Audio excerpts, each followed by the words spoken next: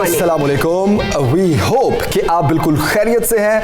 आज की अच्छी बात जो हम डिस्कस करने जा रहे हैं आपके साथ वो है तहम्मुल मिजाजी। अब तहम्मुल मिजाजी को आप अपने ज़िंदगी के हर शोबे में फिट कर सकते हैं। बिल्कुल, कल भी हमने यही बात की थी कि तहम्मुल मिजाजी बड़ी इंपॉर्टेंट होती है और जब आप सिग्नल्स पर पहुंचते हैं तो ट्रैफिक कवानीन की पासदारी करनी चाहिए। आज भी इसी हवाले से बड़ी इंपॉर्टेंट बात जो आपसे हम शेयर करना बहुत ज़रूरी समझते हैं और ये मामला भी हमारी गाड़ियों से मुतल्लिक है, लेकिन कार पार्किंग का इशू बहुत जहां कल हमने तहम्मुल मिजाजी को फिट किया था खास तौर पर सिग्नल्स के कवानीन की पासदारी के हवाले से कि बेजा सिग्नल्स तोड़ देना, ट्रैफिक कवानीन की खिलाफ वर्जी करना। दूसरी जानिब एक और बहुत अहम मामला है वो है पार्किंग का, सड़कों के नाजायज इस्तेमाल का। रोजमर्रा जिंदगी में ऐसे बहुत से वाकयात सामने आते हैं कि लोग अपनी गाड़ियां या मोटरसाइकिल उस जगह पर पार्क नहीं करते जो जगह बेसिकली पार्किंग के लिए मुख्तस की गई होती है। जहां जी चाहता है वहीं गाड़ी पार्क की और चलते बने। और आपको पता है इसी वजह से ट्रैफिक हादसा भी होते हैं क्योंकि ट्रैफिक की रवानी मुतासिर होती है। फिर जब स्पीड में गाड़ियां आ रही होती हैं तो एक गलत पार्किंग की वजह से दूसरी गाड़ियां उसमें जा लगती हैं। बहुत सारे ऐसे एक्सीडेंट्स भी देखे गए हैं। तो आज से मेरे ख्याल में सबसे पाकिस्तान देखने वालों को एक वादा करना होगा हमारे साथ कि आप जहां पर भी गाड़ी पार्क करेंगे तो आप ये चीज़ श्योर करेंगे कि ये वाकई गाड़ी पार्क करने की जगह है भी सही या नहीं। बिल्कुल, ये आप हमसे वादा करेंगे और इस वादे के बाद कोशिश भी यही कर रही है कि इस वादे को पूरा करना है। कानून की पासदारी हम सब पर फर्ज है और जहाँ तक गाड़ियों की पार्किंग का मामला है तो इसको हमें ज़रूर देखना चाहिए। मेन रोड्स पर गाड़ी पार्क ना करें, सर्विस लेन्स को यूज़ करें। सर्विस रोड्स जो बनी होती हैं इसीलिए बनी होती हैं। खैर, आगे बढ़ते हैं और अभी हम चलते हैं इस्लामाबाद सोहेल भट्टी साहब के पास। और लेकिन उनकी तरफ जाने से पहले आज आपने बताया नहीं तलाश गुमशुदा क्या है आपके पास? यस, तलाश गुमशुदा भूल गए हम जनाब। तलाश गुमशुदा, आज का तलाश गुमशुदा 10 से 11 आपने मिस नहीं करना और वो है जनाब आजिज़ी। आजिज़ी किस तरीके से आप अपनी ज़िंदगी में ला सकते हैं, बड़े बड़े प्रोटोकॉल्स और आपके अंदर अन्ना परस्ती, इन सारी चीज़ों से किस तरह छुटकारा पाना है और आजिज़ी कैसे अपनानी है। और उससे पहले क्या होगा जो आप सोशल मीडिया पर बहुत ज़्यादा देखते रहते हैं और आजकल तो बहुत ही इन है जिसको हम प्रैंक कहते हैं, डिफरेंट किस्म के। और आज ये सीक्रेट रखना है बता देते हैं नादिर अली होंगे आज हमारे साथ। उनसे बात करेंगे प्रैंक्स, जहां बहुत ज़्यादा उनकी फ़ैन फॉलोइंग है और वो जो प्रैंक्स करते हैं बहुत ज़्यादा देखे भी जाते हैं। लेकिन इन प्रैंक्स में बहुत से लोग अपने फॉलोअर्स बढ़ाने के लिए, लाइक्स लेने के लिए ऐसी हरकतें करना शुरू हो गए हैं जो कि इखलाकियात से भी गिरी हुई हैं, आपकी जान के लिए भी खतरनाक है। ये सारी चीज़ें आज के शो में हम डिस्कस करेंगे, तो मिस आपने कुछ नहीं करना। और अब चलते हैं सोहेल भट्टी साहब के पास। भट्टी साहब, अस्सलाम वालेकुम, क्या खबरें आज की? वालेकुम सलाम शुक्रिया साहब। पार्किंग का इशू आपने बड़ा ज़बरदस्त टेकअप किया, जहाँ पर पार्किंग के हवाले से अवाम की जिम्मेदारी है। यकीनी तौर पर उनको गलत पार्किंग नहीं करना चाहिए, लेकिन हम देखते हैं कि हर साल लाखों नई गाड़ियाँ रोड्स पर आती हैं। चूँकि पब्लिक ट्रांसपोर्ट का हुकूमतों की जानिब से बड़े शहरों के अंदर इंतजाम न होने के बायस लोगों को अल्टीमेटली अपनी गाड़ियों पर रिलाय करना पड़ता है। तो ये पार्किंग का मसला दिन ब दिन गंभीर होता जा रहा है, जगह ही नहीं मिलती कहीं पार्क करने के लिए। तो मेरे ख्याल में सूबाई हुकूमतों को और फेडरल गवर्नमेंट को बड़े शहरों के अंदर बिलखुसूस जो गाड़ियों की दफातर के औकात के अंदर जिन रूट्स के ऊपर दफातर वाक़ है वहाँ पर स्पेशल रूट्स के पब्लिक ट्रांसपोर्ट चलाने को यकीनी बनाना होगा। अदरवाइज़ इस मामले को कंट्रोल करना बहुत बड़ा एक चैलेंज बन जाएगा वक्त के साथ। तो हमारी जो एक स्टोरी है जो हम अपने नाज़रीन के साथ आज शेयर करने जा रहे हैं कि मुल्क भर में दहशतगर्दी और शिद्दत पसंदी के खात्मे और पायदार अमन के लिए दीगर इंटेलिजेंस एजेंसीज के साथ इंटेलिजेंस ब्यूरो IB का बहुत कलीदी किरदार है। लेकिन आप सुनकर हैरान होंगे कि वो IB जिसको बहुत से मामलात के अंदर बहुत से डे एंड नाइट चैलेंजेस का सामना रहता है, उसको गुज़श्ता 6 मंथ से उसके सीक्रेट फंड्स जो ऑपरेशनल न होने के नतीजे में वो इस वक्त आउट ऑफ फंड्स है। फंड्स की किल्लत का सामना है। नवंबर 2018 से AJPR में IB के जितने भी बिल गए उनमें से एक बिल भी पास नहीं हो सका। एक बड़ी गंभीर सूरत हाल है और बड़ी परेशान कुन सूरत हाल है कि एक इंटेलिजेंस एजेंसी जिसे secret funds government of Pakistan ने एक अपने कानून के मुताबिक उनके लिए एलोकेट किए हुए हैं, लेकिन वो अब इस्तेमाल नहीं कर सकती। मामला ये था कि पाकिस्तान मुस्लिम लीग नून की हुकूमत ने 2013 में फिनांस एक्ट 2013 के तहत तमाम सीक्रेट एजेंसीज को जो उनका सीक्रेट सर्विस फंड है उसको ऑडिट से इस्तिस्ना दे दिया था, और उसके साथ उन्होंने ये जो ऑडिट से इस्तिस्ना का सर्टिफिकेट जारी करना था, ये वज़ीर ख़जाना को इख्तियार दिया गया कि वो वफाकी काबीना के बिहाफ के ऊपर ये ऑडिट से इस्तिस्ना का सर्टिफिकेट जारी करेंगे। लेकिन मामला ये हुआ कि वजारत कानून ने recently supreme court of Pakistan के एक फ़ैसले की तशरीह की, और इस तशरीह के बाद तमाम वजारतों को, काबीना डिवीज़न को आगाह किया गया कि माजी के अंदर जो कुछ बाज़ वफाकी वज़रा को काबीना के इख्तियारात तफवीज़ किए गए थे वो गैर कानूनी हो चुके हैं। काबीना का इख्तियार वफाकी काबीना के पास है, इनकी वफाकी हुकूमत का मतलब वफाकी काबीना है, लिहाजा ये सर्टिफिकेट जारी नहीं हो सकता, जिसके नतीजे में 6 माह से ज़्यादा अरसा गुजरने को है कि IB के अरबों रुपए के सीक्रेट फंड्स रुक चुके हैं, काम बुरी तरह से मुतासिर हो रहा है। जिसके बाद ये मामला प्राइम मिनिस्टर इमरान खान साहब के इल्म में लाया गया और PTI की हुकूमत भी अपने डे टू डे मामलात के अंदर मसरूफ़ थी, कैबिनेट रिशफलिंग और दीगर चैलेंजेस। इस मामले की जानिब प्रॉपर तवज्जो मुकर्रर वक्त पर नहीं दी गई। अगर नवंबर के अंदर ये मामला उठा और उसी वक्त इस मसले को रिजॉल्व किया जा सकता था, चूंकि रूल्स ऑफ बिजनेस के मुताबिक अगर वफाकी काबीना का इजलास नहीं भी हो रहा तो अब रूल्स ऑफ बिजनेस 1973 की शिक 17(1)B के तहत समरी सर्कुलेट करके वफाकी काबीना के अरकान के घरों पर आप समरी भेज सकते हैं, उनके दफातर में आप समरी भेज सकते हैं, ये मंजूरी हासिल की जा सकती थी। लेकिन हुकूमत ने थोड़ी सी सुस्ती का मुजाहरा किया। लेकिन जब मामला प्राइम मिनिस्टर इमरान खान साहब के इल्म में लाया गया कि IB के मामलात बुरी तरह से मुतासिर हो रहे हैं, इस अप्रूवल की, इस ऑडिट से इस्तिस्ना सर्टिफिकेट देने की अशद ज़रूरत है, चूँकि AGPR बिल पास नहीं कर रही, ऑडिटर जनरल पाकिस्तान इनका बसूरत दीगर ऑडिट करेगा। तो उसके बाद काबीना डिवीज़न ने प्राइम मिनिस्टर इमरान खान साहब की हिदायत के ऊपर समरी तैयार की। ये समरी वफाकी काबीना के अरकान को अरसाल की गई और ज़रा ये कहते हैं कि आज वफाकी काबीना के इजलास में इस समरी की मंजूरी का अमल पूरा कर लिया जाएगा, जिसके बाद इंटेलिजेंस ब्यूरो के जो फंड्स गुज़श्ता 6 माह से बंद हो चुके हैं, जारी नहीं हो पा रहे, उनकी इजरा का अमल दोबारा शुरू हो जाएगा। और इम्पॉर्टेंट ये है इसके साथ कि जब ये वफाकी एक वजीर को वफाकी काबीना का इख्तियार तफवीज़ किया गया था मुस्लिम लीग नून के दौर हुकूमत में, तो दीगर वजारतों के हवाले से भी बहुत से इख्तियारात जो वफाकी काबीना के पास थे कुछ वज़रा को दिए गए थे और वो मामला चलता भी रहा। लेकिन मौजूदा वजारत कानून ने जब तशरीह की सुप्रीम कोर्ट ऑफ पाकिस्तान के फैसले की तो वफाकी हुकूमत को दो टोक बताया गया है कि आपने दीगर मामलात भी जहाँ पर वफाकी हुकूमत की मंजूरी रिक्वायर्ड है वो कोई एक वफाकी वजीर नहीं दे सकता, उसके लिए लाजिम है कि आप इसको वफाकी काबीना से इसकी मंजूरी हासिल करें। माजी के अंदर हम देखते हैं कि IB के ऊपर और बहुत से सीक्रेट फंड्स के गलत इस्तेमाल के हवाले से इल्ज़ामात लगते रहे, ऑडिट का मुतालबात भी होते थे, लेकिन 2013 में फिनांस एक्ट के जरिए से इस मामले को हल किया जा चुका है कि सीक्रेट फंड सर्विस को सीक्रेट रखा जाएगा, ऑडिट नहीं होगा। लेकिन अब जरूरी है कि उसके लिए ऑडिट सर्टिफिकेट जारी करे वजारत खजाना। सही, आप कह रहे हैं कि इंटेलिजेंस ब्यूरो के सीक्रेट फंड्स को अब ऑडिटर जनरल ऑफ पाकिस्तान के ऑडिट से इस्तिस्ना देने का फैसला और वफाकी काबीना के इजलास के बाद इसकी मंजूरी भी मुतवक्के है, मंजूर कर लिया जाएगा। तो बड़ी सर नेक्स्ट खबर क्या है आपके पास? दूसरा मामला है एमनेस्टी स्कीम का। अपने नाजरीन के साथ हमने पहले भी ये मामला कुछ डॉक्यूमेंट्स की रोशनी में शेयर किया था कि इसके क्या खदोखाल होंगे, इसकी क्या शराइत व ज़वाबित है और क्या इसका दायरा कार है। लेकिन उसके बाद असद उमर साहब को जब उनके ओहदे से हटाया गया तो एमनेस्टी स्कीम के ऊपर कुछ वज़रा के पहले से ही तहफ़्फ़ुज़ात थे, तो ये मामला लटक गया। अब इस बात का इंतज़ार किया जा रहा था कि जो वजारत ख़जाना का कलमदान संभालेंगे वज़ीर आज़म के नए मुशीर डॉक्टर अब्दुल रफ़ीक शेख साहब, उनकी गो हेड के बाद, उनकी मंजूरी के बाद ये ड्राफ्ट वफाकी काबीना के इजलास में पेश किया जाएगा।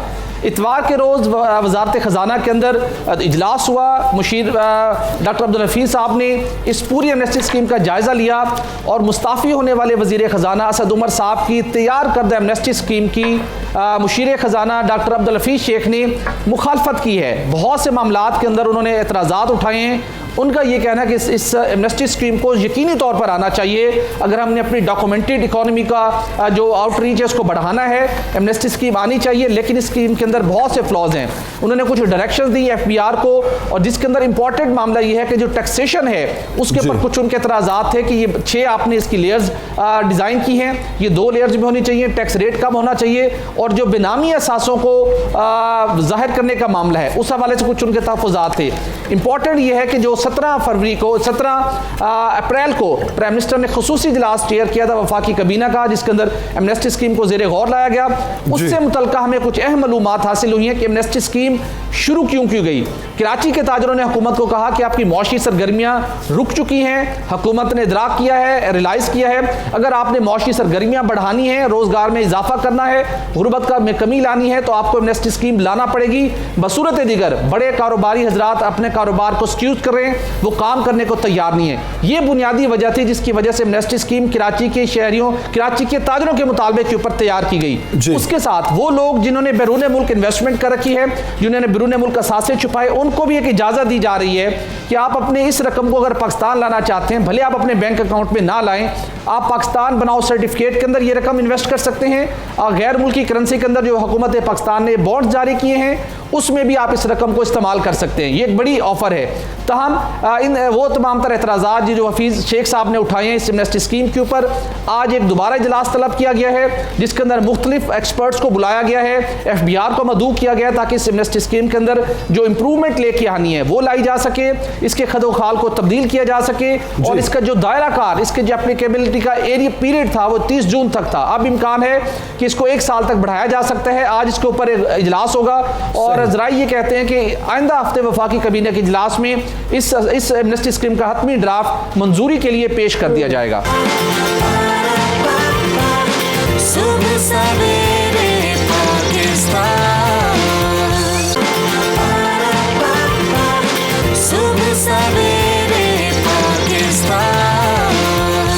कुछ जिक्र करते हैं मौसम का जो कि बहुत गर्म हो चुका है, फिर से गर्म हो चुका है। बारिशें हुई, थोड़ा मौसम चेंज हुआ, लेकिन अब गर्मी फिर से ज़्यादा हो गई है। जब मौसम बदलता है तो जिनको एलर्जी होती है उनको बहुत ज़्यादा एलर्जी हो जाती है, जैसे कि मुझे हो गई है। तो बहरहाल गर्मी है और बचना चाहिए हमें। लाहौर का जिक्र कर लेते हैं सबसे पहले लाहौर में कम से कम दर्जा हरारत 25 और ज़्यादा से ज़्यादा 40 डिग्री सेंटीग्रेड होगा।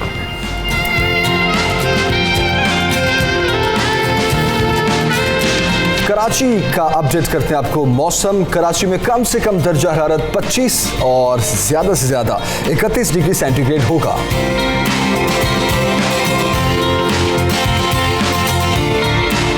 और अब बात करेंगे इस्लामाबाद की। इस्लामाबाद में कम से कम दर्जा हरारत 21 और ज़्यादा से ज़्यादा 34 डिग्री सेंटीग्रेड होगा।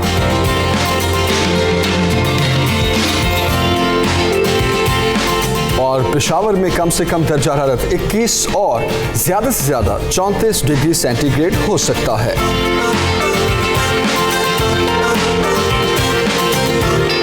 लाहौर, कराची, इस्लामाबाद, पेशावर के बाद अब बारी है कोयटा की। कोयटा में कम से कम दर्जा हरारत 16 और ज़्यादा से ज़्यादा 30 डिग्री सेंटीग्रेड होगा।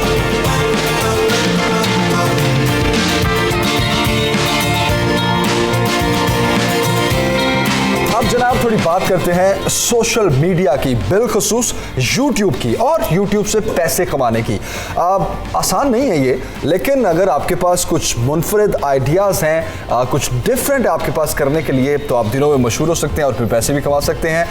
पी फॉर पकाओ भी पाकिस्तान के अंदर एक ऐसा मशहूर यूट्यूब चैनल है, और वो क्या करते हैं, कैसे करते हैं और प्रैक्टिस कितनी करनी पड़ती है। खैर, पी फॉर पकाओ का जिक्र मैंने किया, इसके साथ साथ और भी बहुत से नौजवान जो हैं वो आ चुके हैं। अब बेसिकली जो हम डिस्कस करेंगे प्रैंक्स में, जब हम इस हद तक चले जाते हैं कि किसी को नुकसान पहुंचता है या अपने आप को नुकसान पहुंचता है, तो ये सारी डिस्कशन आज करेंगे हम। नादिर अली भी हमारे साथ होंगे, और हारिस आवान है वीडियो ब्लॉगर भी इनको कहते हैं। am I right? Ji.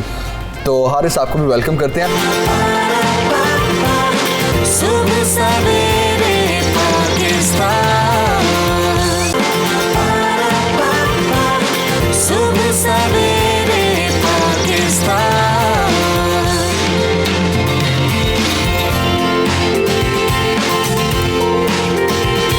Welcome back जनाब।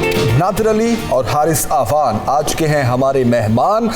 सोशल एक्सपेरिमेंट्स हों, सोशल इश्यूज हों, या फिर प्रैंक्स हों, या फिर कोई भी कॉमेडी हो किसी भी वीडियो में, तो अपनी मिसाल आप है जनाब नादिर साहब। तो खैर काफ़ी अरसे से इस चीज़ में हैं और प्रैंक्स वगैरह कर रहे हैं। तो आज हमारे गेस्ट हैं नादिर भाई। बहुत अच्छा लग रहा है आपको सुबह सवेरे पाकिस्तान में वेलकम करते हुए। तो मेरा दिल कर रहा है मैं यूं वेलकम करूं आपको। अगर आपको नजर आ रहा हो तो थैंक यू सो मच, बड़ी मेहरबानी। बाकी तमाम ही आपकी ऑडियंस को, आप लोगों को, स्टूडियो में जितने आपका क्रू है, सबको मेरी तरफ से सलाम। वालेकुम अस्सलाम। और बहुत शुक्रिया। और सुबह सुबह उठ के कभी कभी अच्छा लगता है।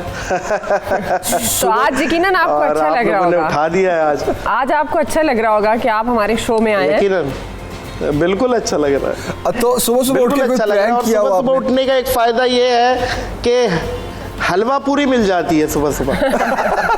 तो आप हलवा पूरी भी वैसे ही खाते हैं जैसे अपने प्रैंक्स में चीजें ले रहे होते हैं, लोगों को तंग कर रहे होते हैं? ऐसा कभी हुआ कुछ? अच्छा, तो बिल्कुल तंग करना मकसद नहीं है। हाँ, मैंने कहा तंग करना मकसद नहीं है, मकसद है लोगों को एंटरटेन करना। और मैं हमेशा बोलता हूँ कि किसी एक शख्स को तंग करके अगर 10, 15, 20 लाख और 1 करोड़ ऑडियंस एंटरटेन हो रही हो तो मैं उसे बार बार तंग करूँगा और उसके बाद माफ़ी मांग लूँगा। ओके। तो मुझे ये बताएं कि कितनी फैन फॉलोइंग है नादिर भाई आपकी?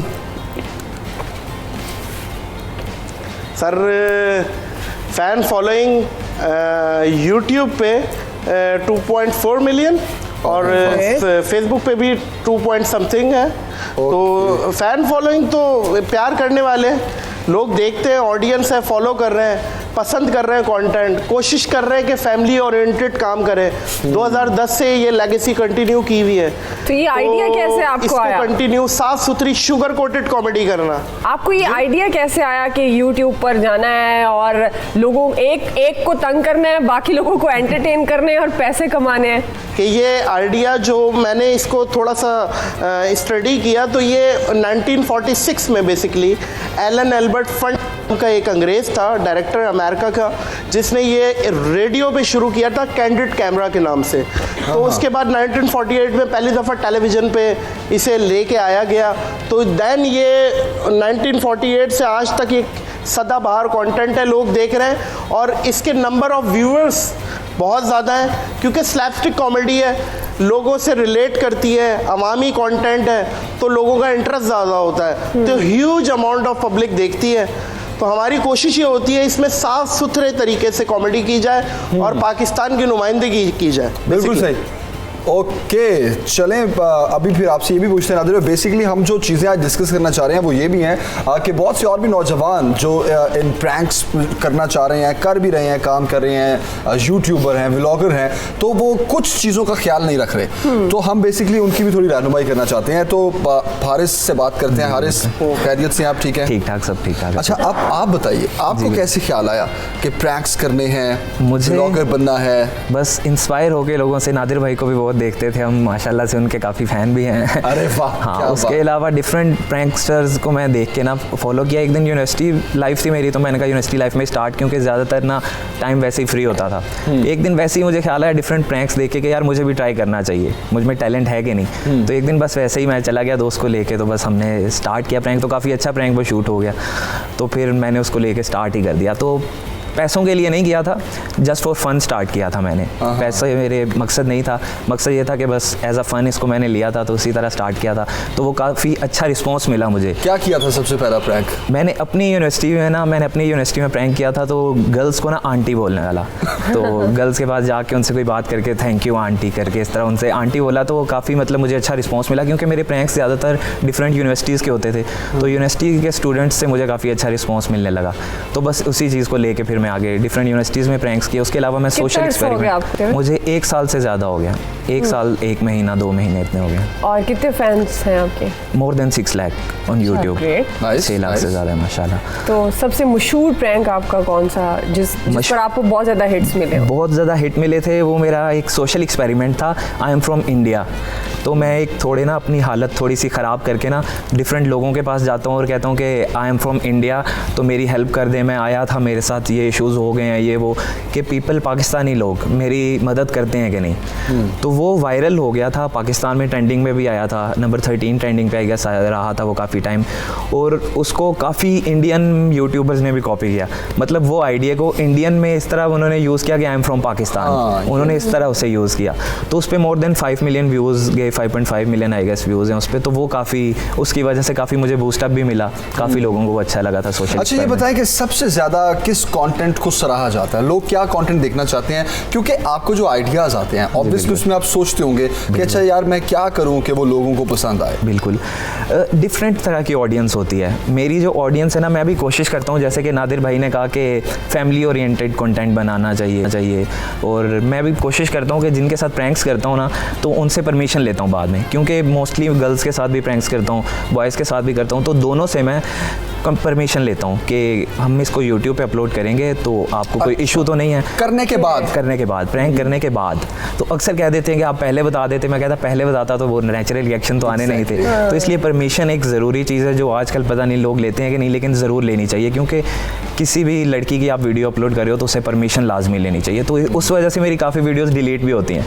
मोस्ट ऑफ द वीडियोस मेरी डिलीट हो जाती हैं प्रैंक्स करने के बाद, क्योंकि उनको इशू होता है, तो उस वजह से हम डिलीट कर देते हैं। ओके, तो बस यही सीन होता है कि परमिशन ज़रूर लेते हैं और फिर वीडियो अपलोड करते हैं। ओके, बिल्कुल। अच्छा, अब कुछ चीज़ें ऐसी हैं जो हम चाहते हैं कि आज के शो में हम डिस्कस करें, वो ये हैं जिससे रिलेटेड जो सबसे पहला सवाल नादिर भाई आपसे करूँगा कि मार पड़ना या फिर बुरा भला कहना, गालियाँ पड़ जाना, और कभी कभी ऐसा होता है कि ज़्यादा मार पड़ जाती है, इतना कितनी बार हुआ है आपके साथ और कितनी मुश्किलात का सामना करना पड़ता है इसमें? मुश्किलात का सामना तो ऐसा, अगर आप कोई ऐसा कंटेंट कर रहे हैं जो कि सामने एक्ट का रिएक्ट बहुत ज़्यादा एग्रेसिव हो रहा है, तो आपको मुश्किलात का सामना भी करना पड़ सकता है। क्योंकि मैं तो खुसूसी कराची में ज़्यादा करता हूँ, तो कराची की आवाम बड़ी तपी भी रहती है क्योंकि गर्मी भी ज़्यादा पड़ने लगी है। अभी पिछले टाइम सिब्बी से ज़्यादा गर्मी पड़ी है कराची में।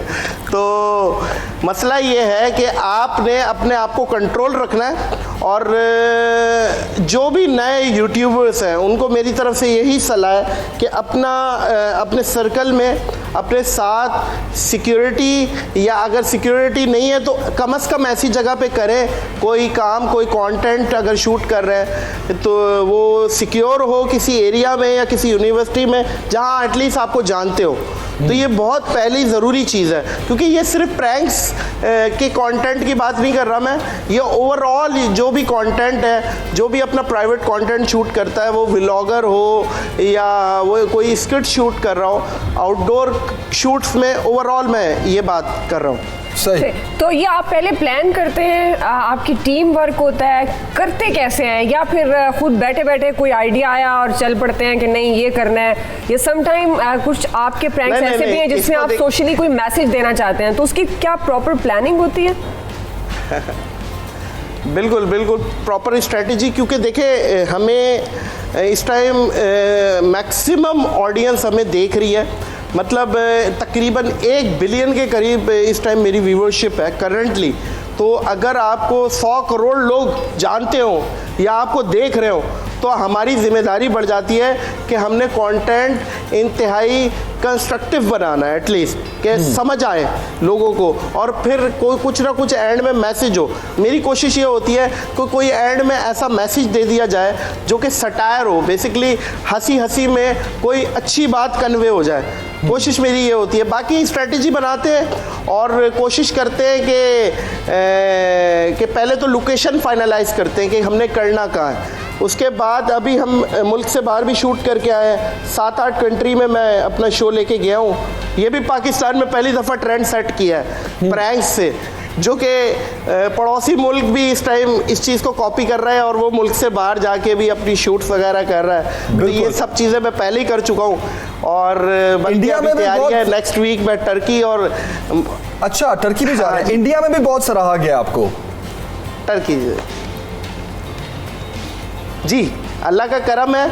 मैं ये समझता हूँ कि आर्टिस्ट को अप्रिशिएट करना और पाकिस्तानी आर्टिस्ट को अप्रिशिएट करना ये हम सब के लिए भी एजाज़ की बात है। मेरे लिए तो है कि वहाँ के इंडियन सेलिब्रिटीज़ ने पर्सनली मुझे फ़ोन किया और अप्रिशिएट किया। बहुत नामी ग्रामी सेलिब्रिटी है, मैं खुद भी हैरान हो गया कि यार वहाँ से अप्रिसिएशन मिले। तो ये तो पहली चीज़ है। बच्चन की कॉल तो नहीं आ गई? दूसरी चीज़ ये है नहीं अमिताभ बच्चन की तो नहीं आई है, उम्मीद करता हूँ उसकी भी आ जाए क्योंकि वो भी फैसलाबाद के और फैसलाबाद जुगतों में मशहूर है शहर।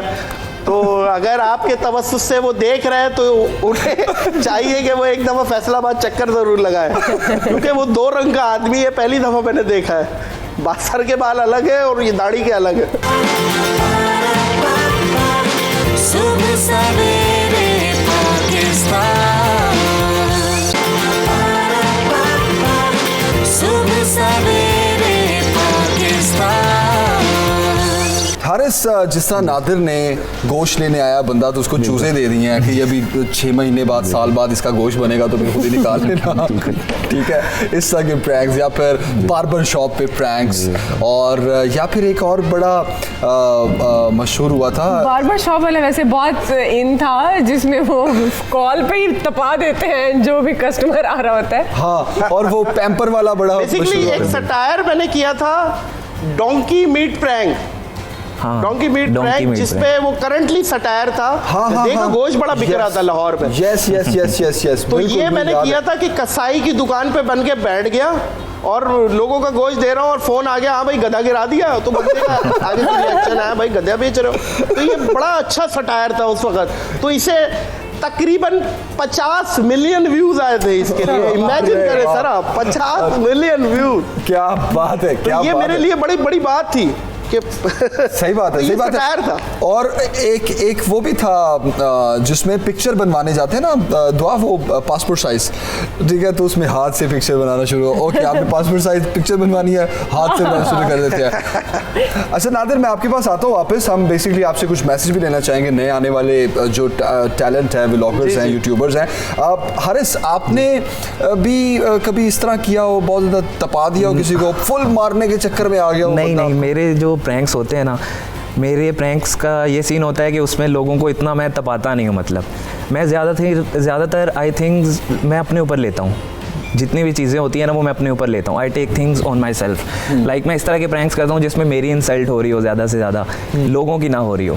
लाइक मैं उनके पास जाके कंफ्यूज हो जाता हूँ कि मैं शिवर कर रहा हूँ, ये वो इस तरह का। लाइक अगले कंफ्यूज हो जाते हैं कि ये लड़के के साथ हो क्या रहा है, तो उस तरह के रिएक्शंस उनसे निकलते हैं। ज़्यादा मैं उनको मतलब तपाता नहीं हूँ कि वो मुझे मारने लग जाए, इसलिए मुझे आज तक मार नहीं पड़ी, थप्पड़ भी नहीं पड़ा कभी किसी से। एक प्रैंक था जो मैंने थोड़ा लेवल पे जाके गया था, वो ये था कि मैं और मेरा फ्रेंड ना डंडे लेके चले जाते हैं। डंडे बड़े बड़े हाथ में पकड़े होते हैं और हम पार्क में चले जाते हैं और पकड़ के लड़के को कहते हैं यही था, इसको पकड़ ले, यही था। तो वो अगले डर जाते हैं कि मैंने पता नहीं क्या कर दिया ज़िंदगी में जो ये मुझे मारने आ गए। तो वो आगे से, भाई सॉरी मेरी माँ की कसम, मैं नहीं था, मैंने कुछ नहीं किया। तो आगे से इस लेवल पे मतलब वो डर जाते हैं। जाहिर है कोई भी किसी को देख के इस तरह डर जाएगा डंडे पकड़ के। तो ये एक प्रैंक था जो मैंने बहुत मतलब लेवल पे जाके किया था। बाकी ज़्यादातर मैं इस तरह के प्रैंक्स करता हूँ जिसमें ना मेरा कुछ ना कुछ बुरा हो रहा हो अगलों को, ताकि उससे कोई ज़्यादा परेशानी ना हो रही हो। अच्छा, प्लानिंग तो होती है क्या? मोबाइल से शूट कर लेते हैं या नहीं, कैमरा होता है, कैमरे से शूट करते हैं। इतने नेक्स्ट लेवल के वो मतलब प्रोफेशनल होती है। और बिल्कुल 2-3 हम फ्रेंड्स का ही सर्कल है, हम फ्रेंड्स ही होते हैं आपस में। तो बस कैमरा भी अच्छे वाला है, उससे शूट करते हैं हम, क्योंकि उनके पास लेंस बड़ा है तो वो दूर से कहीं पे छुप के उसको बिठाना पड़ता है लड़के को। तो वो कहीं दूर छुप के बैठता है और हम पकड़ लेते हैं किसी शिकार को कि यार मैं इसके पास जाऊँगा, तू जाके वहाँ छुप के बैठ जा। वो वहाँ जाके उस पर कैमरा बस रख लेता है, फिर यहाँ से मैं जाता हूँ और उनके साथ अगले को बस कंफ्यूज करते हैं। बस इस तरह की शरारतें करनी पड़ती हैं, लोगों को पसंद आती हैं। मेरे प्रैंक्स भी ज़्यादातर लोगों को इस वजह से पसंद आते हैं। आपने ये क्यों नहीं सोचा कि आप एक लाइव शो में जा रहे हैं तो आप लाइव प्रैंक करें? लाइव प्रैंक करें। मैं कर सकता था, लेकिन this is first time on live show, तो मैंने कहा यार फर्स्ट टाइम है तो जरा हाँ लिमिट्स में। आपने खुद ही कॉल करके कहना है कि मैं प्रैंक करना चाहता हूँ तो जिनके साथ करना चाहता हूँ उन्हें नहीं बताएं, लेकिन मैं लाइव करना चाहता हाँ हूँ। बिल्कुल, कोई आइडिया सोच के आऊँगा, वैसे आपके साथ ही प्रैंक प्रैंक। भी होना चाहिए। हाँ, वैसे वैसे मैं सोच रही थी कि नादिर भाई आपके साथ जरूर करेंगे। अच्छा वैसे ना अब मैं ये सोचा था मैं करूंगा नादिर के साथ सीरियसली, लेकिन क्या करूं मैं, मेरे कोई आइडिया नहीं आ रहा। मैं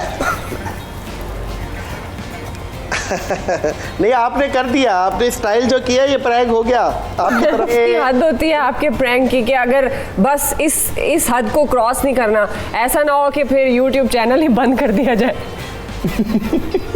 हाँ, ये ज़रूर है, ये ज़रूर है। इस चीज़ को मैं सेकंड करूँगा कि अगर आप उनके लॉस, अगर आप उनके ब्रेक करते हैं, जो कि उनकी आप एक शीट पे लिखे होते हैं लॉस, अगर वो तोड़ते हैं तो उसकी अगेंस्ट सज़ा ज़रूर मिलती है।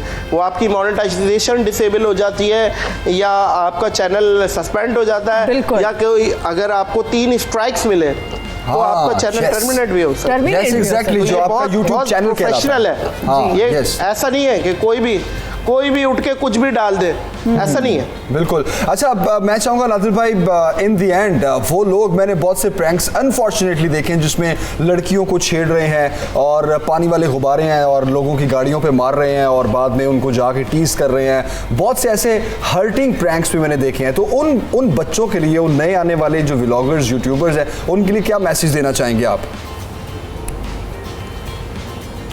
देखिए, उनके लिए यही मैसेज देना चाहूँगा, क्योंकि स्टार्टिंग में मैंने ये कहा है कि अपनी अखलाकियात याद रखें। हम पाकिस्तान हमेशा से कॉमेडी में अप रहा है, हमेशा से पाकिस्तान में कॉमेडियंस जो पैदा हुए हैं उन्होंने दुनिया में अपना नाम किया है। तो मैं ये समझता हूँ कि अपनी जेन्युइन टैलेंट से, अपने स्पॉन्टेनियस तरीके से हंसाएं, ना कि कोई इधर उधर के कंटेंट कॉपी करे, या जो पड़ोसी मुल्क में आपके कंटेंट देखे जा रहे हैं, या मोस्ट व्यूज़ के चक्कर में जो किया जा रहा है उसे ना करें। और मैं ये समझता हूँ इसमें आपको ही फ़ायदा है। अगर आप अपने टैलेंट के ज़रिए हंसाएंगे तो आपकी फ़ैन फॉलोइंग भी बढ़ेगी, लोग आपको पसंद भी करेंगे। जैसे मैं आया तो ये हमारे साथी यूट्यूबर लोग जो ऑलरेडी प्रैंक्स कर रहे हैं, बड़ा अच्छा मैसेज आपकी तरफ से आया। नादिर अली साहब, आपका बहुत शुक्रिया, और हारिस साहब का बहुत शुक्रिया। हम आपको गुड लक भी कहेंगे कि आप अच्छे करें, लोगों को एंटरटेन करें। अभी सुबह सवेरे पाकिस्तान में और बहुत कुछ है आपके लिए, और ख़ास तौर पर हमारा बड़ा ही मज़ेदार सेगमेंट का आगाज एक ब्रेक के बाद होगा, तलाश गुमशुदा। Stay with us.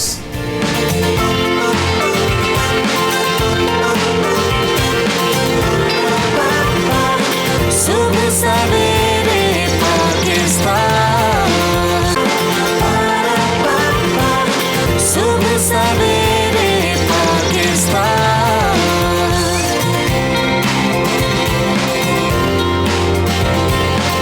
Welcome back जनाब, और अब बात होगी तलाशे गुमशुदा की, और दुआ भी इसी चक्कर में है। तलाशे गुमशुदा आज जो हमने तलाश करना है वो है आजिज़ी। हमारी ज़िंदगियों में, हमारी रोज़मर्रा की ज़िंदगी में आजिज़ी कहाँ चली गई है? इस दुनिया में खामखा की इंसान जो है वो अपने इर्द गिर्द हसार बना लेता है, बड़े मकाम और मर्तबे के चक्कर में बड़ी मंजिलें तय करता हुआ पता नहीं क्यों इतना दूर हो जाता है आजिज़ी से, और वो उन चीज़ों से जो अल्लाह ताला को सख्त नापसंद हैं। और कुछ मामलात ऐसे इंसान, और ख़ास तौर पर समझदार और दाना शख्स आजिज़ी इख्तियार करता है, और इसी को कहते हैं कि दुनिया में अगर बड़ाई चाहिए और इंसानों में अगर आपको एक मकाम चाहिए तो फिर यही एक रास्ता है कि अपने अंदर आजिज़ी तलाश करें। अल्लाह ताला ने दुनिया में ही एक ऐसा निज़ाम बना दिया है जिसको कारमा भी कहा जाता है, कि आप अगर किसी के साथ ज़्यादती करते हैं तो वो वापस मुड़ के ज़रूर आती है आपके पास। अगर किसी को आप ज़लील ख्वार करते हैं तो ये चीज़ें भी सारी मुड़ के वापस आती हैं आपके पास। अल्लाह ताला के सामने इसकी हैसियत कुछ भी नहीं है। इंसान और ख़ास तौर पर समझदार और दाना शख्स आजिज़ी इख्तियार करता है, और गरूर, तकब्बुर और अना रखने वाला पाश पाश हो जाता है। इसलिए हमें चाहिए कि अपनी ज़िंदगी में आजिज़ी और इनकसारी पैदा करें।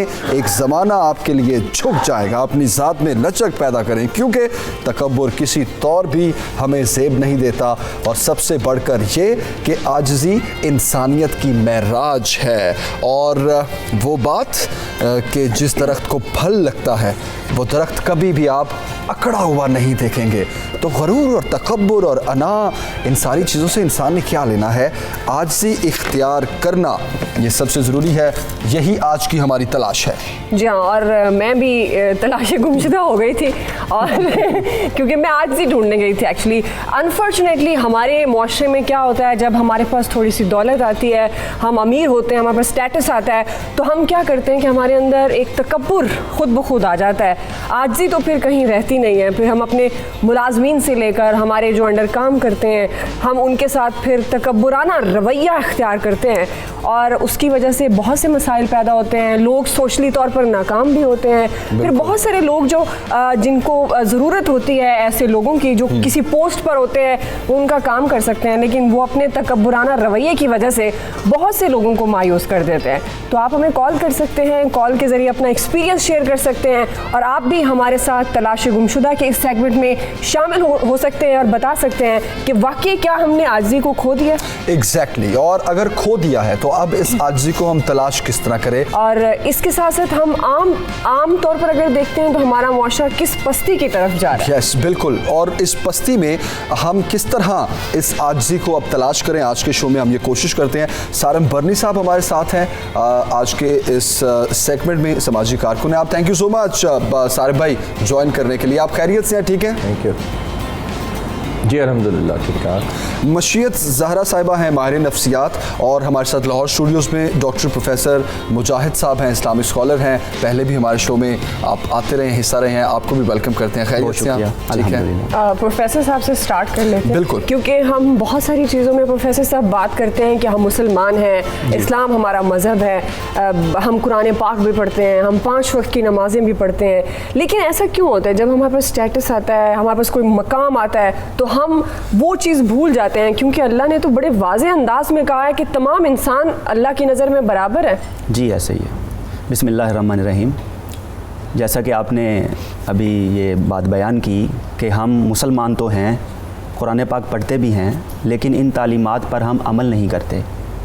कमी पढ़ने की नहीं है, मुताला की नहीं है। बहुत से लोग बहुत ज़्यादा मुताला करते हैं, इस्लामी तालीमात को पढ़ते भी हैं, लेकिन जब अमल की बारी आती है तो बहुत पीछे और बहुत कमज़ोर नज़र आते हैं। अब देखिए कुरान करीम फुरकान हमीद में सूरतुल बकरा के आगाज़ में ही एक वाक़या बयान हुआ हज़रत सैयदना आदम अलैहिस्सलाम और इब्लीस का और फ़रिश्तों के हवाले से। जब अल्लाह ताला ने फरमाया कि सजदा करो, तो सारे फ़रिश्तों ने हज़रत आदम अलैहिस्सलाम को अल्लाह का हुक्म मानकर सजदा किया, लेकिन इब्लीस ने सजदा ना किया, यानी शैतान ने सजदा नहीं किया, और अल्लाह ताला ने उसको रांदा दरगाह फरमा दिया।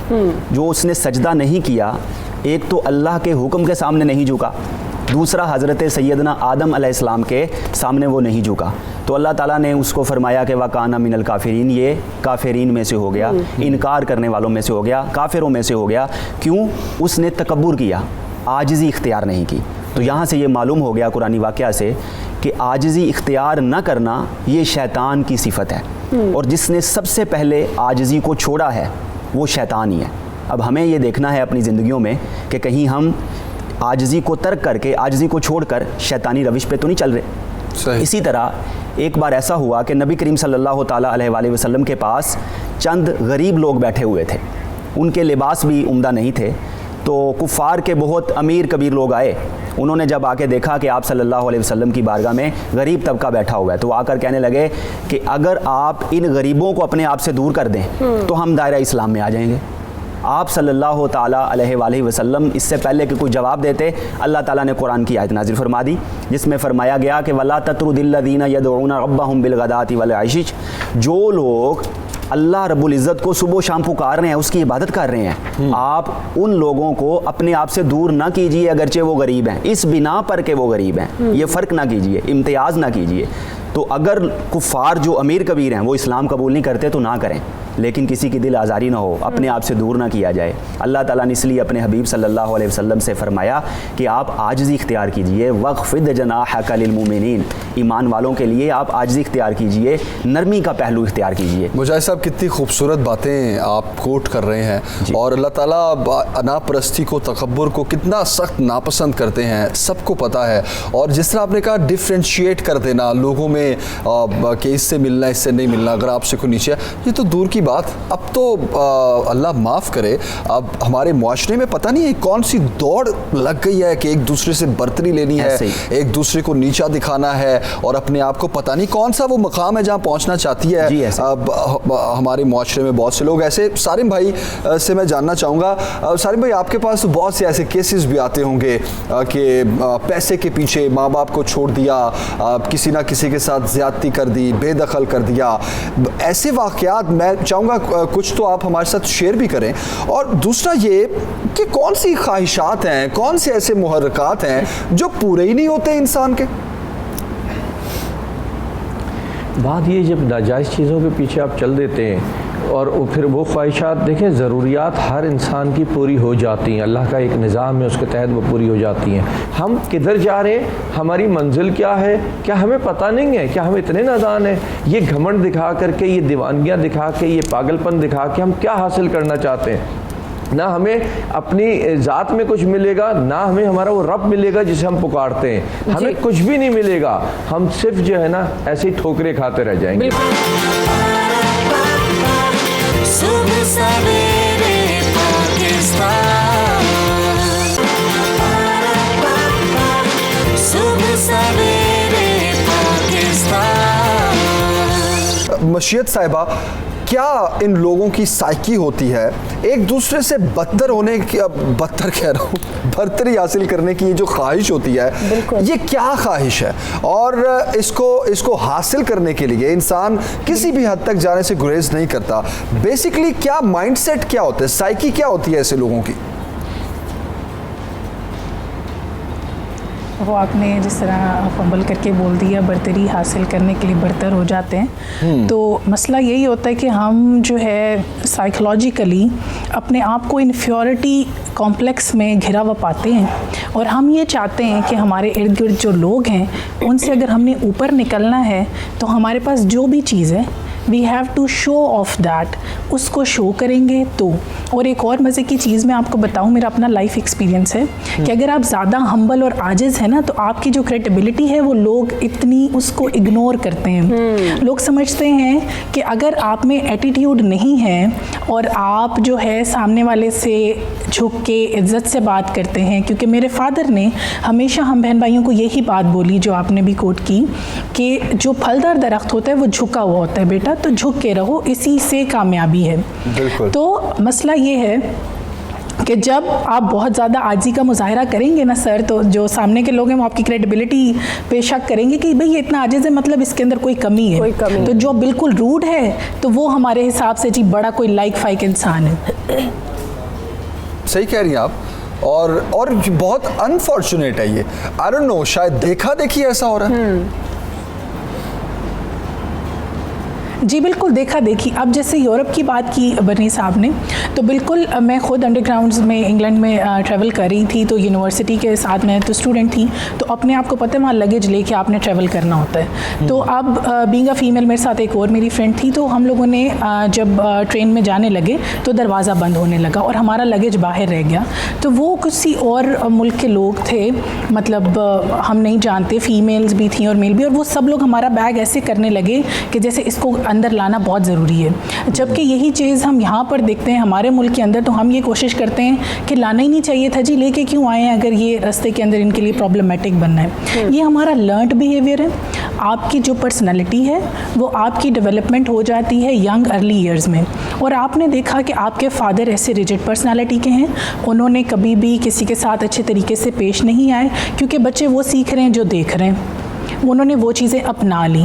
अब अगर हम चाहते हैं कि हमारी जो नेक्स्ट जनरेशन है वो अच्छी बने, तो करना ये होगा कि हमें खुद अच्छा बनना होगा।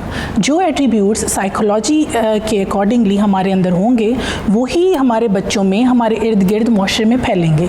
तो ये 1 to 1 एक वो चीज़ है कि जो आप अपने घर में करते हैं वही मुआशरे में जाता है। तो इसके ऊपर काम करने की हमें ज़रूरत है। सही। और जो अवेयरनेस की बात है तो उसके ऊपर बहुत सारे साइकोलॉजिकल सेमिनार्स होते हैं। एजुकेटेड लोगों को चाहिए कि वो एक और प्रोफेशनल जेलसी बहुत ज़्यादा आ जाती है। हम अगर किसी सीट पे हैं और बेशक सामने वाला वहाँ काम कर रहा है और वो परमानेंट बेसिस पे नहीं है किसी पे, तो हमारे अंदर एक वो सरिया सा होता है कि नहीं हम बहुत बड़े मकाम पर पहुँच गए हैं। आपको पता है साइकोलॉजिकली ये चीज़ क्या शो करती है? ये चीज़ शो ये करती है कि ये शख्स कहीं ना कहीं ज़िंदगी के अंदर डिप्राइव रहा है, इसने अपनी ज़िंदगी में महरूमियाँ फेस की हैं, जिसकी बदौलत ये आज लोगों पर वो अपनी फ्रस्ट्रेशन निकाल रहा है। तो उन लोगों से मेरी यही गुजारिश है कि अपने आप को पॉजिटिव प्रेजेंट कीजिए, क्योंकि हम जो रवैया लोगों के साथ अपनाते हैं वो हमारा इनर सेल्फ दिखा रहा है। बिल्कुल बिल्कुल बिल्कुल। और जो आप बात कर रही हैं, ये जो सरिया आ जाता है प्रोफेसर साहब, ये जो सरिया आता है जिसको हम तकब्बुर, गरूर, इसके असरात क्या होते हैं एक इंसान पर, और ख़ास तौर पर उसके जो मुमकिन मुस्तकबिल है वो आपको लगता है कि इस सरिये के साथ बहुत ऊंचा जाता है? जी बिल्कुल ऐसा नहीं होता। असल में इंसान जो सोचता है लाजमी नहीं है कि वैसा ही हो, या जो वो चाहता है लाजमी नहीं वैसा ही हो। एक रवायत यहाँ पे मैं ज़रूर अर्ज़ करना चाहूँगा। आप सल्लल्लाहु अलैहि वसल्लम ने फरमाया, आपने यहाँ पे जो हमारे रवैये हैं उनकी निशानदेही फरमाई। आपने फरमाया कि कभी भी सदका माल को कम नहीं करता, मुआफ़ी मांगने से कोई भी जलील नहीं होता, और आजिज़ी करने से कोई भी पस्त नहीं होता। क्या बात। मतलब है आप सदका जब दें तो हमारा रवैया हम समझते हैं जी पैसे हम अल्लाह के रास्ते में देंगे तो वो कम हो रहे हैं, वो कम नहीं हो रहे, वो बढ़ रहे हैं। अगर हम किसी से मुआफ़ी मांगते हैं, हमारी गलती है, हम उसका इकरार करते हैं, मुआफ़ी मांगते हैं, तो हम उससे जलील और रुस्वा नहीं होंगे, अल्लाह की नज़र में बुलंद हो जाएंगे और मखलूक की नज़र में भी इंशाअल्लाह अल अज़ीज़ बुलंद हो जाएंगे। और जब हम आजिज़ी इख्तियार करते हैं तो आप सल्लल्लाहु अलैहि वसल्लम ने फरमाया कि जो जितना आजिज़ होगा उतना उसको अल्लाह ताला बुलंदी अता फरमा देता है। ये मत समझिए आप आजिज़ी इख्तियार करेंगे तो आप लोगों की नज़रों में गिर जाएंगे। देखिए रहमतुल लिल आलमीन सल्लल्लाहु अलैहि वसल्लम, सैयदुल आलमीन सल्लल्लाहु अलैहि वसल्लम, उन्होंने कायनात में सबसे ज़्यादा अल्लाह रब्बुल इज़्ज़त की बारगाह में आजिज़ी इख्तियार की और मखलूक के साथ आजिज़ाना रवैया जो है, नरमी का रवैया अपनाया। अल्लाह रब्बुल इज़्ज़त ने उनको उतना ही बुलंद कर दिया और फरमा दिया कि वरफ़अना लका ज़िक्रक, ए हबीब हमने आपका ज़िक्र बुलंद कर दिया है, क़यामत तक बुलंद कर दिया है, बाद क़यामत भी बुलंद कर दिया है। तो सबसे ज़्यादा अगर किसी ने इस कायनात में आजिज़ी अपनाई है तो वो सैयद आलम सल्लल्लाहु ताला अलैहि वसल्लम की ज़ात है। यहाँ पे ये भी अर्ज़ करना चाहूँगा, अभी ग़ुलाम के लफ्ज़ के हवाले से बात हो रही थी, तो जो मुलाज़िमीन हैं इस्लाम ने तो उनके भी हकूक़ बताए। यहाँ तक फरमाया कि जो खुद खाओ वही उन्हें खिलाओ, जो खुद पहनो वही उन्हें पहनाओ, और अगर कोई ऐसा बोझ उठाना पड़े जिसको वो उठा नहीं सकते तो उनके साथ उनकी मदद करो। अब एक वाक़या देखिए, हज़रत उमर बिन अब्दुल अज़ीज़ रहमहुल्लाह, वो एक दफ़ा बैठे हैं, नशिस्त लगी हुई है, चिराग बुझने के करीब हो गया, एक मेहमान बैठा हुआ है, वो कहता है कि ज़रा ग़ुलाम को जगा दीजिए, वो चिराग दुरुस्त कर दे। आपने फरमाया वो तो अभी सोया है, उसको जगाना मुनासिब नहीं है, अच्छा नहीं है। तो वो मेहमान खुद उठने लगा, आपने उसका हाथ पकड़ के बिठाया। आपने फरमाया कि मेहमानों की इज़्ज़त करना ये इस्लाम में फ़र्ज़ करार दिया गया, आप मेहमान हैं, आप दुरुस्त नहीं करेंगे। खुद उठे और चिराग को दुरुस्त किया, अपनी जगह पर आ गए। मेहमान हैरान रह गया, ना मुझे दुरुस्त करने दिया, ना ग़ुलाम और खादिम को उठाया। वजह क्या थी? फरमाया जब मैं उठा तो उमर बिन अब्दुल अज़ीज़ ही था, जब मैंने चिराग दुरुस्त किया तो उमर बिन अब्दुल अज़ीज़ ही था, जब मैं वापस आया तो उमर बिन अब्दुल अज़ीज़ ही था। मेरी शान में कोई कमी नहीं हुई, बल्कि अल्लाह के यहाँ मेरा रुतबा और बुलंद हो गया है मेरे इस अमल की वजह से। तो हमारे जो अकाबरीन हैं, हमारे जो असलाफ हैं, उन्होंने तो हमें इस तरह का नमूना दिया है कि अपने काम अपने हाथ से करें। हज़रत सैयद आयशा सिद्दीक़ा रज़ियल्लाहु अन्हा कहती हैं कि नबी करीम सल्लल्लाहु ताला अलैहि वसल्लम अपने घर में ऐसे रहा करते थे जैसे आम आदमी होता है। आम आदमी नहीं थे, उन जैसा खास आदमी कोई है ही नहीं कायनात में, लेकिन हज़रत आयशा कहती हैं ऐसे रहा करते थे जैसे कोई आम आदमी रहता है। भी खुद गांठ लिया, अपने जूते मुबारक जो है खुद गांठ लिया करते थे, कपड़े मुबारक सी लिया करते थे, और बेवाओं यतीमों के जो काम हैं अगर वो कभी आते तो आप सल्लल्लाहु अलैहि वसल्लम उनकी भी मदद फरमा दिया करते थे। ये नहीं है कि मैं तो इतने मर्तबे पर फाइज हूँ अल्लाह रब्बुल इज़्ज़त की तरफ से, मैं ये काम क्यों करूँ, बल्कि आपने सारे काम करके दिखाए हैं ताकि कोई काम करने वाला या किसी के काम आने में कोई अपनी हकारत महसूस ना करे। बिल्कुल सारिम भाई, ये जिस तरह बात हो रही है गर्दन में सरिया, शोखियाँ, या फिर अपने इर्द गिर्द एक ऐसा हसार बना लेना कि कोई करीब ना आए और अपने आप को पता नहीं शायद उस मर्तबे पर फाइज कर देना और समझना, ये सारी चीज़ें जो हैं अब हमारे मुआशरे में देखा देखी जो परवान चढ़ रही है, हमारी आने वाली नस्लें क्या सीख रही हैं, हमारी मंजिल क्या है? देखिए हमारी बड़ी बदनसीबी है कि हम उस दीन से कह लें या उस कौमों में से कह लें जो बड़े जो है ना आजिज़ी वाले थे, लेकिन जो बुरे थे आज वो आजिज़ी वाले हो गए हैं। और जो आजी वाले थे आज वो तबाही की तरफ चल दिए हैं। और इस तबाही का हाल मैंने सिर्फ यही देखा है कि आप किसी का कुछ नहीं बिगाड़ पाते, सिर्फ लोगों के दिल दुखाते हैं, लोगों को तकलीफ़ें देते हैं, लोगों को परेशान करते हैं अपने इस अमल से, लेकिन एंड ऑफ द डे आप ख़ुद निस्त नाबूद और बर्बाद होकर के रह जाते हैं। मैं समझता हूँ कि हमें अपने अंदर आजिज़ी रखनी चाहिए। ये भी कहूँगा, मैं ये नहीं कहता मेरे अंदर ये हो सकता है तो दूसरा फील करता होगा, मुझे नहीं पता, लेकिन मैंने ये देखा है हर आजिज़ी वाला शख्स महफिल में तन्हा होता है, महफिल में अकेला होता है। हमारे यहाँ महफिलों में सरिये वाले लोग जो है ना, उनके खूबसूरत बात की आपने। वो चाहे मैं हो, आप हो, जो हकीकत है, या और कोई हो, हम चलते ही ऐसे लोगों के पीछे। ये हमारी अपनी बीमारी है। इसलिए उस बहन ने मेरी कहा ना कि हम उनके गुलामों में से गुलाम है। बाबा किसकी बात कर रहे हो? किसी वली पैगंबर की बात कर रहे हो? किसकी बात कर रहे हो? किसके गुलामों में से गुलाम हो? हम सब एक से हैं, हम में और तुम में कोई फर्क नहीं है। ये 4 पैसे आ जाने से, अच्छे कपड़े, अच्छी गाड़ी, अच्छा घर रख लेने से क्या हम बादशाह की तरफ चले जाते हैं? ऐसा नहीं है, ऐसा नहीं है, कोई निज़ाम ही नहीं बनाया। बिल्कुल नहीं है, बिल्कुल सही कह रहे हैं। अपने गिरबानों में झांकना चाहिए और ये सोच लेना चाहिए कि ये जो सरिया है ना, ये एंड में किसी के नहीं, हमारे अंदर तकलीफें पैदा कर देगा, क्योंकि इंसान के अंदर सरिया होना ये कोई अच्छी बात नहीं है। ट्रू ट्रू बिल्कुल बिल्कुल। अभी ब्रेक लेते हैं कह रहे हैं। हाँ बिल्कुल सही कह रहे हैं आप। ब्रेक लेते हैं, ब्रेक के बाद हम वापस आएंगे, क्योंकि हम बात करें इंफरादी तौर पर भी इंसान का मिजाज ऐसा होता है, तो जो हमारे इर्द गिर्द का माहौल होता है, हमारा मुआशरा होता है, वो कितना हमें इस तरफ ले जाता है कि हम आजिज़ी को खो देते हैं, गुम कर देते हैं, और तकब्बुर, अना, गरूर, इसका जो सरिया है वो अपनी गर्दन में लगा लेते हैं। तो इसका क्या नुकसानात होते हैं, मुआशरा कितना इन्वॉल्व होता है, ये सब एक ब्रेक के बाद। एक ब्रेक के बाद stay with us.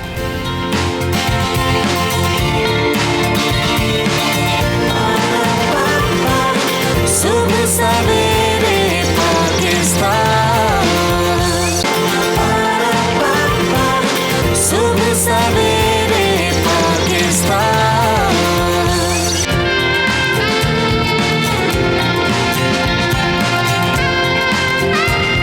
Welcome back जी। सुबह सवेरे पाकिस्तान में एक बार फिर तलाशी गुमशुदा है आज आजिज़ी। कैसे तलाश करें, क्या करें, हल क्या है, असबाब क्या हैं? आप भी कॉल कीजिए और आपका भी कोई एक्सपीरियंस है तो हमारे साथ शेयर करें। सारम भाई, आपके पास आना चाहूँगा मैं। जिस तरह बहुत ब्रीफली आपने इस पर रोशनी डाली कि लाइक लोग जो हैं पता नहीं किस डगर चल पड़े हैं कि उनको और कोई चीज़ नज़र नहीं आती, गर्दन में सरिया और ये सारी चीज़ें। आपके पास ऐसी कौन सी मिसालें, बहुत से केसेस आपके पास भी आते होंगे जिसमें बहुत ज़्यादा देखा ये जाता होगा तकब्बुर है उनमें, अनापरस्ती है बड़ी ज़्यादा, तो फिर क्या बनता है ऐसे लोगों का? और आपके पास जो केसेस आते हैं हम चाहते हैं थोड़े शेयर करें आप हमारे साथ। देखिए, मैं एक नहीं हर केस के लिए कहता हूँ, जिसमें भी किसी ने तकब्बुर और अना दिखाई है वो तबाह हुआ है। और मैंने हर उस केस में ये देखा है जिसने भी आजिज़ी दिखाई है, जिसने भी मकसद अल्लाह को सामने रख के फ़ैसला किया है, वो बेहतरी की तरफ गया है। और यही हकीकत है।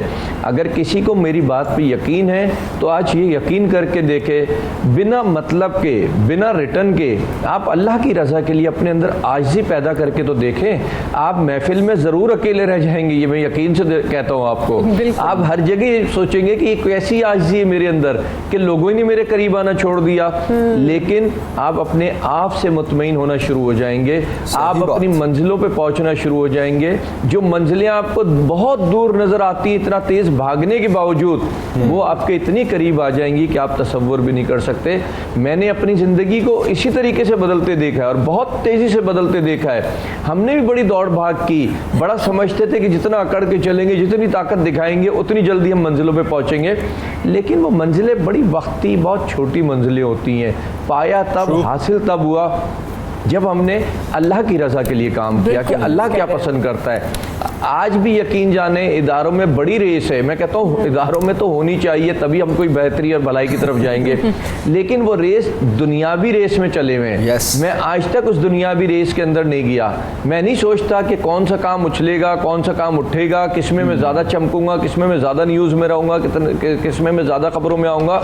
लेकिन मेरा ख्याल है कि पाकिस्तान में वाहिद आज एक ही नाम है, सारिम बर्नी, जो आए दिन किसी न किसी चैनल पे होता है। मुझे उछल की और उल्टे सीधे काम करके हर चिंगारी के अंदर हाथ मार के अपने आप को दिखाने की ज़रूरत नहीं होती। मैं हर उस एहतजाज और सारिम भाई, एक मिनट दीजिएगा, होता हूँ। एक मिनट दीजिएगा। इम्तियाज़ कॉलर है हमारे साथ, उनसे बात करते हैं। इम्तियाज़, अस्सलाम वालेकुम, क्या कहना चाहेंगे? जी वालेकुम अस्सलाम, इम्तियाज़ अहमद भट्ट बोल रहा हूँ साहिवाल से। जी इम्तियाज़ साहब, मैं आज के टॉपिक के बारे में ये बात करना चाहता हूँ, जैसे ये सादम बरनी बात कर रहे थे कि जैसे ऊपर भी आपका चल रहा है कि लोग शो ऑफ करते हैं। मैं ये समझता हूँ कि आजिज़ बंदा सिर्फ वो हो सकता है जिसके अंदर अल्लाह ताला ने कोई चीज़ ऐसी दी हो, कुछ सलाहियत दी हो, कुछ अल्लाह की ताला से वदियत हो, जो अंदर से पूरा हो, वो ही आजिज़ हो सकता है। जो अंदर से खोखले लोग होते हैं, जो अंदर से गरीब लोग होते हैं, वो ये ज़ाहिरी माल और दौलत की नुमाइश करते हैं दूसरों को इम्प्रेस करने के लिए, बाकी चीज़ों की बातें करते हैं। जो अंदर से पूरा है, अंदर से मुकम्मल है, और हमारी जो मईशत ज़ाहिर हमारे नफ्सियात हैं ये भी बता सकती हैं इसका नफ्सियाती पहलू, कि वही लोग सिर्फ अपने आप को शो ऑफ करते हैं। खूबसूरत बात की आपने इम्तियाज़ साहब, है वो आजिज़ होता है। बिल्कुल सही बात। हम पूछते हैं मस्जिद ज़ाहिरा से भी, लेकिन एक कॉलर है हमारे साथ, एक और भी। बहुत शुक्रिया इम्तियाज़ साहब आपका। मिसेस यूसुफ है हमारे साथ। जी अस्सलाम वालेकुम मिसेस यूसुफ, क्या कहना चाहेंगी? वालेकुम अस्सलाम। मैं आपका चैनल, मुझे बहुत आपका प्रोग्राम बहुत अच्छा लग रहा है। थैंक यू, बहुत शुक्रिया। हाँ जी, ये जो है मैं आपसे ये बात करना चाह रही हूँ कि मेरा बेटा बोलता सुनता नहीं है, लेकिन ग्रेजुएट है, उसकी जॉब नहीं हो रही, 4-5 साल से फारिग है वो। अच्छा ठीक है, वो बोल नहीं सकते, सुन नहीं सकते, तो टीम आपका नंबर ले लेती है मिसेस यूसुफ। हम मैक्सिमम जो कर सके वो ज़रूर करेंगे, और इस प्लेटफॉर्म पर भी बैठ के ज़रूर हेल्प करेंगे आपकी, कि ऐसे लोगों की मदद करनी चाहिए। जी सारिम साहब, आप अपनी बात कंप्लीट कीजिएगा, फिर हम मैशत की तरफ जाएंगे।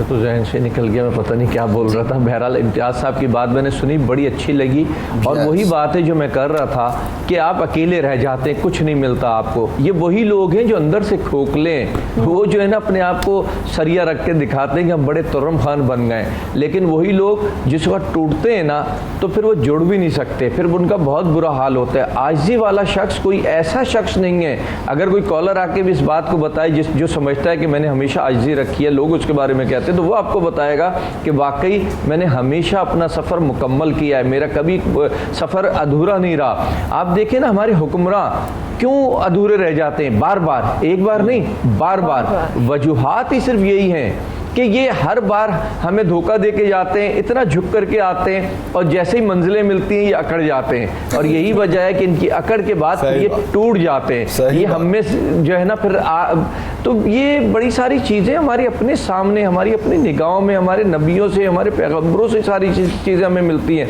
लेकिन अफसोस कि हमने सिर्फ पैगामात तक ये बातें रखी। अब रमज़ान आ रहे, हमारी यही सारी बातें चल रही होंगी, लेकिन अमल हमारा बिल्कुल सिफर पे है। जिस दिन हम अमल पे चल दिए, आज से जो लोग भी सुन रहे हैं, ज़रा सा कदम बढ़ा करके तो देखें, ज़रा सा झुक करके तो देखें। शब रात गुजरी तो सब अननोन मैसेजेस आ रहे, माफ़िया मांग रहे, भाई जिससे तुमने बुरा किया उससे माफ़ी मांगो। मैंने कब कहा कि तुमने मेरे साथ बुरा किया, और तुम जानते हो इस बात को कि तुमने किससे बुरा किया, लेकिन बात वही अकड़ की है ना, उधर तो सरिया है, इधर कोई झुकाव होगा कि शायद ये मुझसे बड़ा है, इससे मैं माफ़ी मांग लूं। बिल्कुल सही कह रहे हैं, चीज़ों को हमें समझने की ज़रूरत है और अमल करने की ज़रूरत है। सिर्फ समझना नहीं, समझे हुए तो हैं, अमल पे आने की ज़रूरत है। आप बिल्कुल सही कह रहे हैं सारिम भाई, और आज की हमारी जो कोशिश है वो भी यही है कि हम इन चीज़ों को बेसिकली नंबर 1 समझें, नंबर 2 समझने के बाद अमल की जानिब किस तरह बढ़ें, और नंबर 3 कि इसका सोल्यूशन क्या है।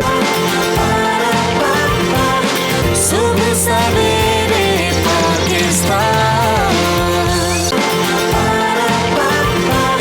सुबह सवेरे पाकिस्तान। मशीयत साहिबा के जिस तरह हम बात कर रहे थे, ऐसे लोगों की साइकी क्या है, उनके बैक एंड पे चल क्या रहा होता है कि यार अच्छा मैं अगर ये अमल कर रहा हूँ कि मैं अपनी मेरी गर्दन में सरिया है और मैं अकड़ के चल रहा हूँ, या फिर मैं बड़ी शोखियाँ कर रहा हूँ और बहुत मेरे इर्द गिर्द जो है वो लोगों का एक हिसार है जो मेरी बड़ी फूफा बना रहे हैं, मैं वो वर्ड यूज़ कर रहा हूँ, बड़े आम जो लोग यूज़ करते हैं, तो क्या इनकम्प्लीट है वो लोग अंदर से, या फिर देखा देखी ऐसा माहौल बन चुका है? बेसिकली उनकी जो साइकोलॉजी लॉजिकल रीजनिंग है उसमें कौन कौन सी स्टेजेस हैं जो इस तरफ ले जाती हैं इंसान को? जी बिल्कुल, आपने जो बात की, एक्चुअली मसला क्या है, तरबियत में कोई ना कोई एक फ्लॉ रह गया है जो बहुत बड़ा है। जब आप खाली हैं, बिल्कुल हमारे कॉलर ने भी की, सारिम साहब, इनका काम को कौन अप्रिशिएट नहीं करता कि जिस नेक दिली से ये काम करते हैं उसका जज़ा इनको अल्लाह ताला ही देता है। बात यही है कि आप देखेंगे कि आज इस शख्स, बिल्कुल यहाँ पर आपको मैं बताऊं कि रियल केसेस मेरे पास आते हैं जी, ख़वातीन के, मेल हजरात के, कि सारी ज़िंदगी मैडम किसी के साथ बुरा नहीं किया, लेकिन हमें किसी ने अच्छा नहीं समझा, अकेले रह गए सबके साथ नेकियां करके। लेकिन मैंने उनको, जिस वक्त हम अपने सेशंस में कहते हैं कि आप ज़रा गौर कीजिए कि परवरदिगार आलम ने शायद आपको किसी और तरीके से नवाजा हो, तो वो बताते हैं हाँ जी, हम इतने एजुकेटेड नहीं थे, हमारी औलाद पढ़ गई, हम इतने अमीर नहीं थे, हमारा जो है इनकम रिसोर्सेज बहुत अच्छे हो गए। तो वो जो अल्लाह ताला की ज़ात है वो बड़ी मेज़ान में रख के चीज़ें देती है। आप आजिज़ होकर देखें, और वही लोग जो लेट डाउन करते हैं, जो लोगों को देखते ही कि अच्छा ये तो हमारे कैलिपर का नहीं लग रहा, इसने तो ब्रांडेड ड्रेस नहीं पहना हुआ, या वैसे ही बड़े अमीर लोगों की महफिल है तो थोड़ा सा जो मेडियोकर है उसको साइड से लगा दिया जाए और बस हम तो एक क्लास के लोग आपस में बात करेंगे। इससे पता ये चलता है कि कहीं ना कहीं आप किसी बहुत बड़ी महरूमी का शिकार हैं।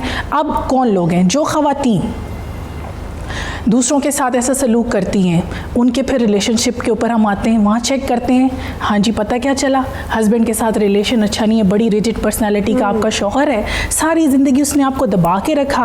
आप माशरे में जब निकलते हैं, इर्द गिर्द लोग देख लिए, हमने अपनी भाभियाँ देख ली, वो लोग जिनको हम डिप्रेस कर सकते हैं, जिनके ऊपर हम हुक्मरानी चला सकते हैं, हमने अपने उनके सामने अपनी फूफा बना ली। फिर वहाँ से आगे चलते हैं, केसेस आते हैं जी बच्चियों की डिवोर्स होने लगी है, जो इन हैं वो प्रेशराइज करते हैं कि हमें जी प्रॉपर्टीज़ ला के दी जाएँ, हमारे जो है बेटों की मुतालबात पूरे किए जाएं, और लड़के वालों को कहा जाए आएँ जी काउंसलिंग कराएं और इन मसलों को हल करें। तो क्या जवाब आता है? Sad dilemma of our society. लोग कहते हैं जी हम लड़के वाले हैं, खुदा ना खास्ता आपके घर बेटा पैदा हो गया कि क्या ऐसी मखलूक नबी अंबिया आ गए हैं आपके घर पे कि आप दूसरों की बेटियों की ज़िंदगियां बर्बाद करते हुए झिझक नहीं रहे। फिर आप बहन भाई हैं, सगे बहन भाई, आप जो है माल जो है हड़प रहे हैं, आप अपनी अथॉरिटी का यूज़ करके किसी एक शख्स को बिल्कुल किनारे से लगाते हैं, माल हड़पते हैं, उसको खाते हैं और इन्जॉय करते हैं और ढिठाई से कहते हैं कि ये तो हमारा है। अगर सामने वाला आजिज़ है और वो आप शर्म लिहाज कर रहा है तो आपको भी चाहिए कि थोड़ी इंसानियत पैदा करें। और एक और चीज़, स्टडीज़ बताती हैं कि अब लोग ये कहेंगे कि मैडम कैसी बात करी हैं कि ये रमज़ान ट्रांसमिशन देखने वाले लोग, ये हर वक्त अल्लाह रसूल की बातें करने वाले लोग ईमान से खाली पाए हैं। मैंने तो इतनी सारिम साहब ने देखे हो कि नहीं, मैंने तो बहुत खाली पाए हैं कि बातें बड़ी बड़ी नमाजों की पाबंदियाँ, लेकिन जब किसी का हक देने की बात है, किसी की बहू बेटी के साथ, जब अमल नहीं होगा तो फिर ऐसे हम खोखले लगेंगे। तो वहाँ पर बिल्कुल खोखले, और हमने वो एक गेटअप बनाया हुआ है ना, रिलीजियस बन गए हम, नमाजें पढ़ ली हमने, नेक नामी कर ली हमने, लेकिन अंदर हमें मशीद साहिबा एक मिनट दीजिए, बहुत बहुत खूबसूरत आपने पॉइंट्स रेज किए हैं और ये वाकई हमारी सोसाइटी का एक अलमिया है। लेकिन ये जो लास्ट पॉइंट आपने उठाया ना कि देखा देखी और दिखावा और इस तरह की चीज़ें, इस पे आते हैं, ज़रा इसको थोड़ा डिस्कस करते हैं। हम उससे पहले कॉलर लेते हैं, सैयद कमर है हमारे साथ। कमर साहब अस्सलाम वालेकुम, क्या कहना चाहेंगे? सलाम। सबसे पहले तो ये है कि 92 चैनल को बहुत मुबारक कि भाई आपका प्रोग्राम बहुत अच्छा जा रहा है और रोज़ाना कोई ना कोई आप इशू लेके आते हैं जो कि हमारे मुआशरे में पैदा हो चुके हैं। और आज का जो इशू है ये भी बहुत ही ज़रूरी है और बहुत इम्पोर्टेंट है, इसमें कोई शक नहीं है। अल्लाह ताला आप सबको जज़ाए खैर दे। आमीन। और मैं सिर्फ एक बात कहना चाहूँगा कि एक कॉल है कि आप जब जिंदा रहें तो लोग आपको मिलने की ख्वाहिश करें, जब आप मर जाएं तो लोग आपके लिए रोएं। ऐसा अगर इंसान अपने अंदर अमल पैदा कर ले तो ये मुआशरा आहिस्ता आहिस्ता, एकदम मुआशरा ठीक नहीं होता, लेकिन ये है कि हर आदमी ये सोच ले कि जी मैंने इस तरह जिंदा रहना है कि ताकि लोग मुझसे मिलने की ख्वाहिश करें। और अगर मैं मरना तो है, इंसान ने हर सूरत मरना है, चाहे वो छोटा हो बड़ा हो, चाहे वो 200 साल का हो के मरना तो है ही उसने। और जब वो बिल्कुल, मर जाए तो उसके लिए लोग रोएं और उसके लिए उसको याद रखें और याद करें, लोग प्यार और मोहब्बत से याद करें। बहुत अच्छी ताकि बात इस की तरह- आपने कमर साहब।